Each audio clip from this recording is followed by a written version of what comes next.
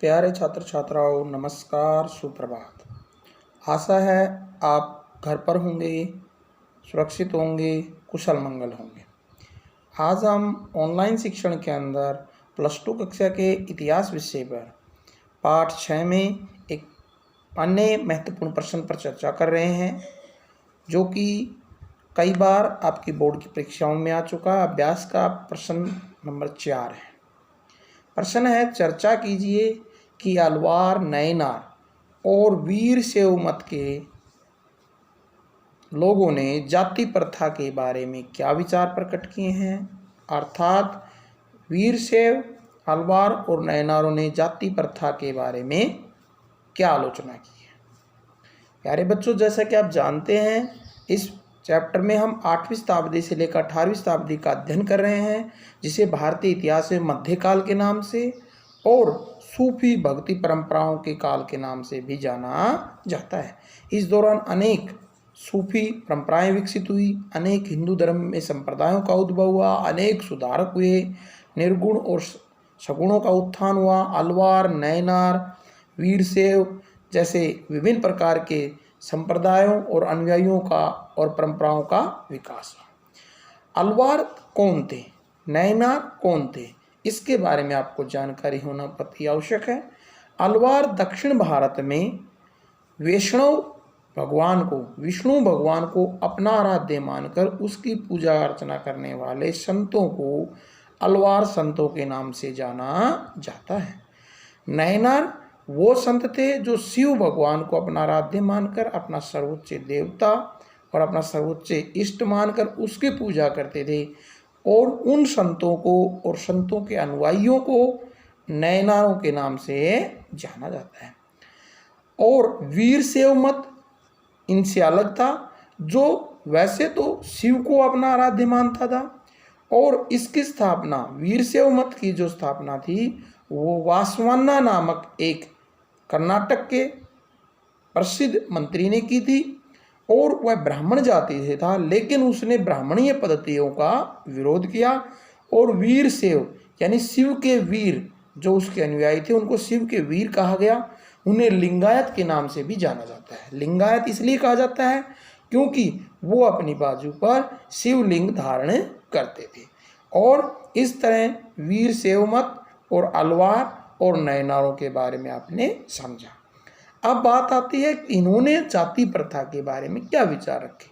प्यारे बच्चों, इन्होंने तीनों ने ही जाति प्रथा की कठोर आलोचना की, और उन्होंने कहा कि जाति प्रथा जो प्राचीन काल से वैदिक परंपरा के अनुसार चलती आ रही है, जिसका हमने आपको पहले दूसरे पाठ में अध्ययन करवाया था कि भारत में वर्ण व्यवस्था होती थी, ब्राह्मण, क्षत्रिय, वैश्य, शूद्र, ये जन्म पर आधारित जातियां बना दी गई बाद में।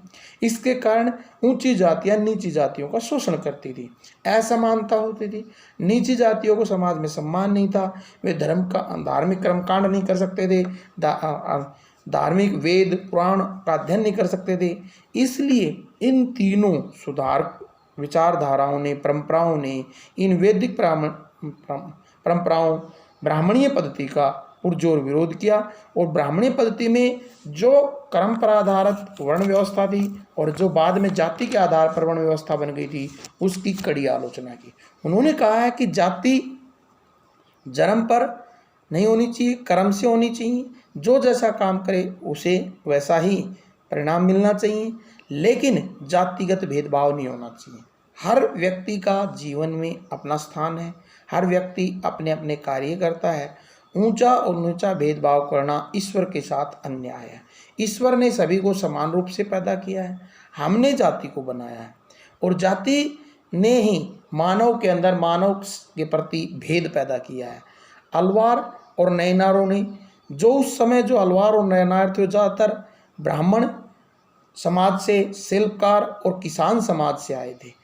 उन लोगों ने अलवार और नैनारों के अनुयायी बने, जिनको दक्षिण भारत में पिछड़ा हुआ और पीड़ित माना जाता था। वो अलवार संतों के और नैनार संतों के अनुयायी बन गए, उन्होंने उनके विचारों को अपनाया, और इस कारण से उन्होंने जाति प्रथा का विरोध किया।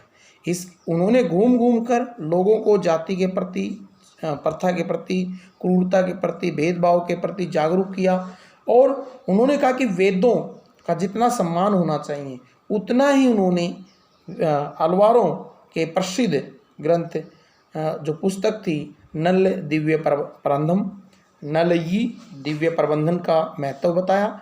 उन्होंने अपनी इस पुस्तक में जाति प्रथा की कठोर आलोचना की, सभी जातियों को समान रखने की बात कही।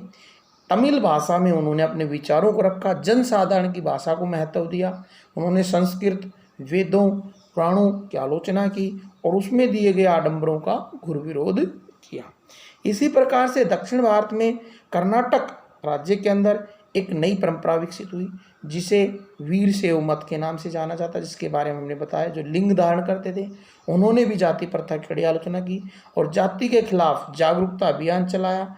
उन्होंने कहा कि जाति की अवधारणा और कुछ समुदायों के दूषित होने की ब्राह्मणीय अवधारणा का विरोध किया और पुनर्जन्म के सिद्धांत पर भी प्रश्नवाचक चिन्ह लगाए। उन्होंने निम्न जातियों के साथ हो रहे भेदभाव का विरोध किया। इसके कारण बहुत सी निम्न जातियां उनकी अनुयायी बन गई, लिंगायत में शामिल हो गई। उन्होंने ब्राह्मणी पद्धति के विपरीत एक वयस्क विवाह पर बल दिया, विधवा पुनर्विवाह पर बल दिया। ऐसी परंपराओं को उन्होंने लिंगायतों ने अपनाया जो ब्राह्मणी पद्धति के उल्टी थी। इसके अलावा उन्होंने संस्कृत की जगह कन्नड़ भाषा को महत्व दिया और कन्नड़ जो आम लोगों की बोलचाल की भाषा थे उसमें उन्होंने अपने विचारों को रखा। और जाति प्रथा, श्राद्ध व्यवस्था और उनके मृतकों के दफनाने की जो प्रक्रिया थी, वो जलाने की बजाय दफनाने की प्रक्रिया को उन्होंने अपनाया। इस तरह से अलवारों ने, नयनारों ने और वीरशैव मत के लोगों ने जाति प्रथा की कड़ी आलोचना ही नहीं की, बल्कि जातिगत परंपराओं को तोड़ने के लिए अपना समानता का सिद्धांत दिया, सभी जातियों को अपने अनुयायी बनाया, गरीबों, पिछड़ों, असहायों को समानता का दर्जा देकर समाज में उन्हें भी लोग अन्य उच्च वर्ग के साथ जीने का अधिकार देने में मदद की। इस तरह से उन्होंने जाति प्रथा के खिलाफ अपने विचार रखे। आशा आपको समझ में आया होगा। अगर अच्छा लगा तो इसे YouTube चैनल पर लाइक कीजिए, इसे सब्सक्राइब कीजिए, बार बार इसका रिवाइज कीजिए ताकि आपको अच्छी तरह से याद हो सके। धन्यवाद।